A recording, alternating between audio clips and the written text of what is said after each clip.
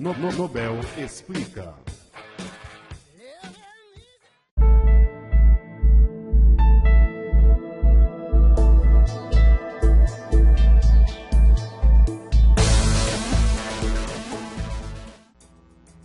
Falamos agora sobre plano inclinado.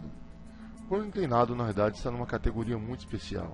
Ele é uma máquina simples que, desde a aurora dos tempos, tem ajudado o ser humano a fazer menos forças quando o objetivo é levantar um objeto, empurrar ele do solo até uma determinada altura. Então nós usamos de uma rampa para facilitar esse trabalho. A gente tem, na verdade, um deles em ação, com a diferença que agora está sendo usado para deslizar um objeto em direção à base dele, ok?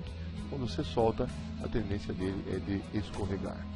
Mas vamos entender melhor como é que funciona esse processo todo.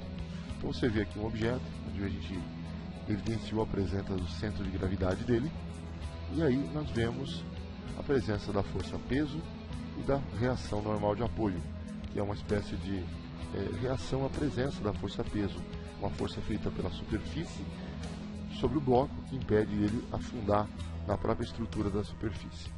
Quando nós temos um plano inclinado, esse plano inclinado na realidade tem sua determinada inclinação, e quando nós apoiamos esse mesmo bloco sobre essa superfície, nós vemos que a força-peso que deveria puxá-lo em direção ao centro do planeta, ela fica impedida de criar movimento nessa direção e nesse sentido. E é nesse momento que nós projetamos essa força em duas direções específicas. A primeira delas na direção do eixo X, que vai ter como objetivo fundamental de empurrar esse objeto em direção à base do plano inclinado.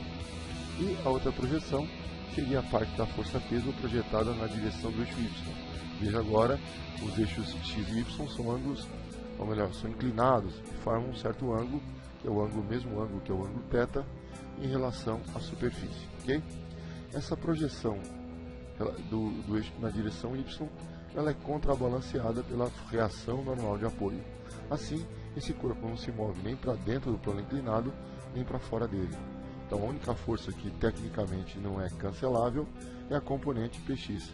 E é por isso que quando você apoia um objeto sobre uma superfície inclinada, a tendência dele deslizar, ou corrigindo, deslizar em direção à base do plano, devido à presença dessa componente, que é a força Px.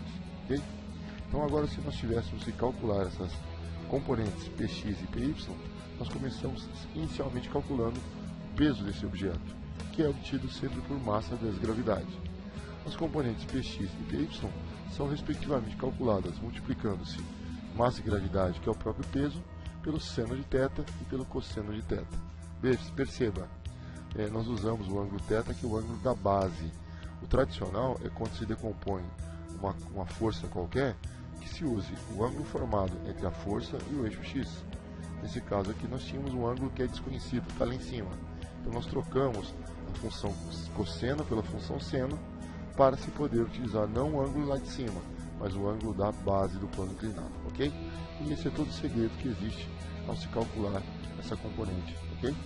Vamos a um exemplo com números para ilustrar essa situação. Nós temos um plano inclinado, um objeto apoiado sobre ele, que tem massa de 3 kg. E sob a ação da gravidade, nós devemos, ao abandoná-lo, fazer com que ele deslize em direção à base do plano, ok? Temos o seno e o cosseno desse ângulo, que é um ângulo extremamente comum, né? Está perto dos 30 graus, e a gente vai pedir para se calcular primeiro a aceleração e as partes que integram a força-peso na direção x e y, ou seja, as componentes da força-peso. Bacana? Vamos lá então. Como é que nós resolvemos isso? Usando aquela sequência. Primeiro, calculando-se o peso, que é produto de massa por gravidade, portanto, massa 3, gravidade 10, nos conduz a um peso de 30 newtons. Isso seria a parte 1. Componente x seria o mesmo peso que tem valor de 30, multiplicado pelo seno de θ, que vale 0,8. Portanto, 30 vezes 0,8, 24 newtons. E finalmente calcularemos a componente Py da força-peso. Seria dado pelo próprio peso original, multiplicado pelo cosseno de θ. Okay? O peso original é 30 newtons, como previamente calculado, e o cosseno de θ, nesse contexto, 0,6. 30 vezes 0,6, 18 newtons. Okay? Então, calculado aquelas 3 etapas fundamentais. E posse dessa informação, vamos voltar para o desenho e vamos perceber. Por enquanto, esse corpo está travado, ele não desliza em direção à base do plano. Mas nós precisamos calcular, se essa trava for retirada, qual o valor da componente Px. Ela seria, ou melhor, força resultante, que puxaria em direção à base do plano, é a componente Px. A massa dele vale 3 kg. E a aceleração, vamos descobrir. Px calculado no item anterior vale 24 newtons. Massa de 3 produz para a gente uma aceleração de 24 terços, ou seja, uma aceleração de 8 metros por segundo ao quadrado. Ok? Foi difícil? Não, na verdade foi muito simples. Ok? Tiramos finalmente a nossa forcinha e deixamos você embora, seguir sua viagem, assim como nós seguimos a nossa. Ok? Grande abraço a todos, até breve. Tchau, tchau.